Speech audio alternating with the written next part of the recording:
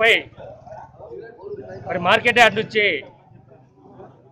పాదయాత్ర చేస్తూ మరి అసెంబ్లీ వరకు కూడా పాదయాత్ర చేయడానికి మరి రైతులంతా సమావేశమై ఇక్కడికి వచ్చిన సందర్భంగా మరి 13 కోట్ల రూపాయలు సుమారుగా నందిగామ మార్కెట్ యార్డ్ తరఫున రైతులకు సంబంధించిన బకాయి ఉంది.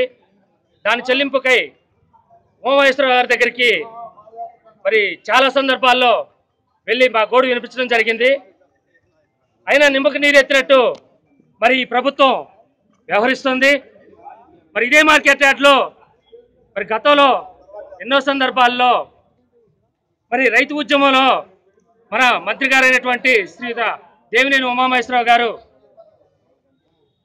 సెస్ ₹2 విషయంలో కూడా టన్నుకు ₹2 విషయం కూడా మరి పోరాటం జరిగింది.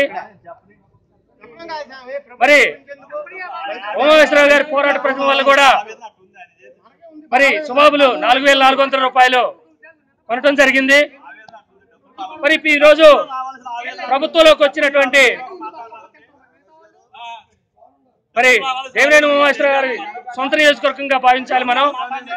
మరి ఇక్కడ రైతులు 3 సంవత్సరాల నుంచి సుబాబుల సమస్యపై మరి ఎన్నోసార్లు ఆయన దగ్గరికి వెళ్ళిన సందర్భంలో మరి 3 నెలలు ఆగండి 2 నెలలు ఆగండి అని హామీ ఇచ్చారు. మరి ఇంతవరకు హామీ నెరవేర్చలేదు. మరి ఈరోజు స్వచ్ఛందంగా రైతులందరూ కలిసి అసెంబ్లీ జరుగుతున్న సందర్భంగా మరి రైతులందరూ కలిసి పాదయాత్ర చేస్తున్నటువంటి సందర్భంలో మరి పోలీసు వారిని మరి ప్రభుత్వం పంపించి మరి అరెస్ట్ చేసి ఉద్యమాన్ని ఆపాలి అని కోరారు. మరి ఇదే విషయాన్ని మరి ఇదే విషయాన్ని మరి గతంలో కూడా మరి వ్యవహరించినట్టయితే ఈ పోలీసు వారు వారిని అరెస్ట్ చేసి మా డబ్బులు ఇప్పిస్తే మరి చాలా బాగుండేది. మరి ఈరోజు డిఎస్పీ గారు హామీ ఇవ్వడం జరిగింది.